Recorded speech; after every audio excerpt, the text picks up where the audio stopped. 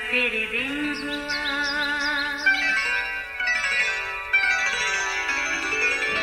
نیا پھر دن ہوا، پرانی رات کا کرے سو شکر ہم خدا کی ذات کا، خدا کی ذات کا نیا پھر دن ہوا۔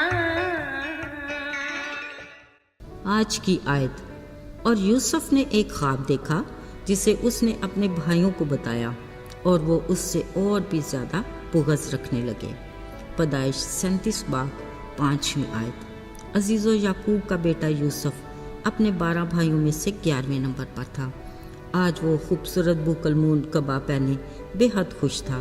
اسے بخوبی اندازہ تھا کہ اس کا باپ اسے بے حد پیار کرتا ہے۔ ایک تو یہ کہ وہ اپنے باپ کے بڑھاپے کا بیٹا تھا، دوسرا یہ کہ وہ اپنے باپ کے کہنے پر اکثر اپنے بھائیوں کے ساتھ بھیڑ بکریاں چرانے چلا جاتا، پھر واپسی پر دن بھر کی رپورٹ اپنے باپ کو دیتا۔ یوں باپ سارے حالات سے باخبر رہتا۔ آج جب واپسی پر بھائیوں نے چھوٹے بھائی یوسف کے بوکلمون پہنے دیکھا تو بولے، اچھا مطلب یہ کہ باپ اسے ہی زیادہ پیار کرتا ہے۔ سو وہ اس سے بغض رکھنے لگے۔ وہ اس سے ٹھیک طور پر بات بھی نہیں کرتے تھے، مگر شاید یوسف کو اپنے بھائیوں کی ان کے بارے میں سوچ کا کچھ اندازہ ہی نہیں تھا۔ آج وہ اپنے بھائیوں کو اپنے خواب کے بارے میں بتانے لگا کہ میں نے ایک خواب دیکھا کہ ہم کھیت میں پولے باندھ رہے ہیں، پھر ہوا یہ کہ میرا پولا اٹھا اور سیدھا کھڑا ہو گیا اور تمہارے پولوں نے میرے پولے کو چاروں طرف سے گھیر لیا اور اسے سجدہ کیا۔ یوسف کا یہ خواب اپنی تعبیر کے ساتھ ان پر عیاں تھا۔ بولے، اچھا تمہارا مطلب کہ ہم تجھے سجدہ کریں گے۔ اس خواب کا سننا تھا کہ وہ اور بھی یوسف سے بغض رکھنے لگے اور کہنے لگے کہ تیرے خواب کا مطلب یہ ہے کہ تو ہم پر سلطنت کرے گا۔ کیا سچ مچ تیرا ہم پر تسلط ہوگا؟ یوں اس کے بوکلمون کبا کے بعد اس کے اس خواب کی وجہ سے بھی یوسف کو ناپسند کرنے لگے۔ عزیزو، حیرت اس بات کی ہے کہ وہ اس قدر سادہ دل تھا۔ اول یا تو وہ اپنے بھائیوں کے رویے کو سمجھ نہیں پایا یا سمجھ کر نظر انداز کرتا رہا۔ کچھ دنوں بعد پھر وہ اپنے بھائیوں میں بیٹھا ایک اور خواب کے بارے میں انہیں بتانے لگا کہ میں نے دیکھا سورج، چاند اور 11 ستارے مجھے سجدہ کر رہے ہیں۔ اب کے حیرت زدہ بھائیوں نے اس سے بات تو کوئی نہ کی، مگر اس سے شدید حسد کرنے لگے اور اپنے رویے سے بتانے لگے کہ وہ اسے سخت ناپسند کرتے ہیں۔ جب یوسف کے باپ یعقوب کو بھی اس خواب کے بارے میں پتہ چلا تو اس نے اپنے بیٹے کو ڈانٹا اور کہا، یہ کیسا خواب ہے؟ کیا میں، تیری ماں اور تیرے بھائی سچ مچ تیرے آگے زمین پر جھک کر تجھے سجدہ کریں گے؟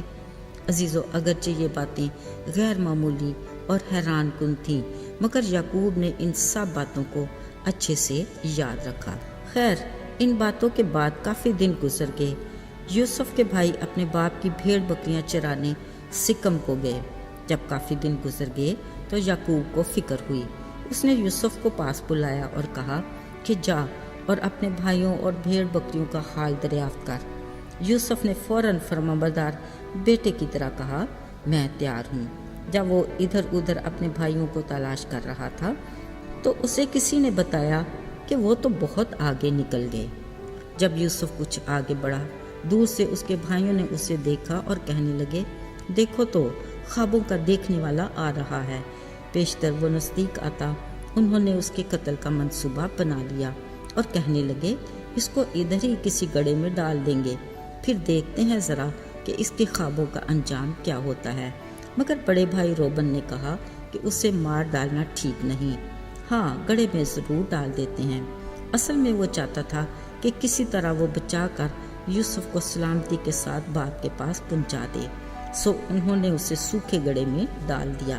اس تسلی کے بعد ابھی وہ کھانا کھانے بیٹھے ہی تھے کہ انہوں نے ایک قافلے کو ادھر آتے دیکھا جو گرم مسالہ، روغن بلسان اور مر اونٹوں پر لاد کر مصر کو جا رہے تھے۔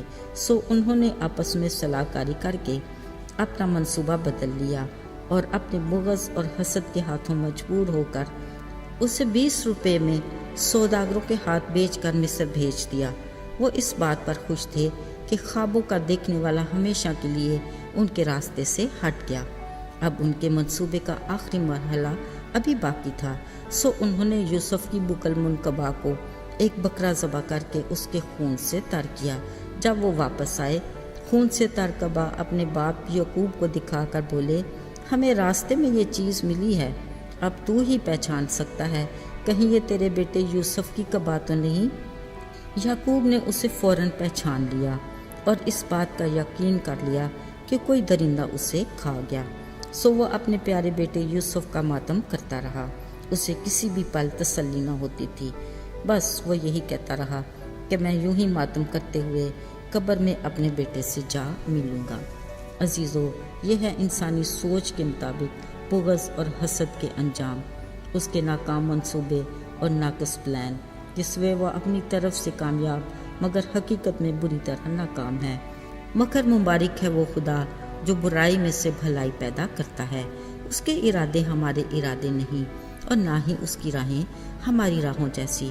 جو اس نے یوسف کے لیے اپنا پلان کیا تھا عین اسی کے مطابق ہوا، اگرچہ بظاہر اس کے بھائیوں اور خاص طور پر اس کے باپ یعقوب کے لیے برا اور تکلیف دہ تھا، مگر خدا جانتا تھا کہ وہ وقت دور نہیں، پھر یہ سب اس کی حکمت کو جان جائیں گے۔ عزیزو، آج بھی وہ اپنے ایماندار لوگوں کی زندگی میں کچھ ایسے کام ہونے دیتا ہے جو بظاہر ہمارے لیے شاید تکلیف دہ ہوں، مگر وہ اپنے ٹھہرائے وقت پر بھرپور برکات کے ساتھ ہمیں نوازتا ہے۔ اس لیے اس نے فرمایا، ایسے حالات میں خاموش ہو جاؤ اور جان لو کہ میں خداوند ہوں۔ اس کا خوبصورت وعدہ سدا بہار ہے کہ میں نہ تمہیں چھوڑوں گا نہ کبھی دستبردار ہوں گا۔ مبارک ہے وہ جو ہر روز ہمارا بوجھ اٹھاتا ہے۔ آئیے دعا کریں۔ اے آسمانی باپ، تو جو زندہ اور با اختیار ہے، ہم تیرے شکر گزار ہیں کہ تو ہمارا باپ ہے۔ آج جتنے تیرے لوگ اس دعا میں ہمارے ساتھ ہیں، ہر ایک کے لیے تیری برکت چاہتے ہیں۔ ہمیں مشکل حالات میں مایوس اور نا امید نہ ہونے دینا۔ ہمیں ہر پل تیری ضرورت ہے، آج بھی اور کل، بلکہ جب تک ہم زندہ ہیں۔ یسوع کے مبارک نام میں آمین۔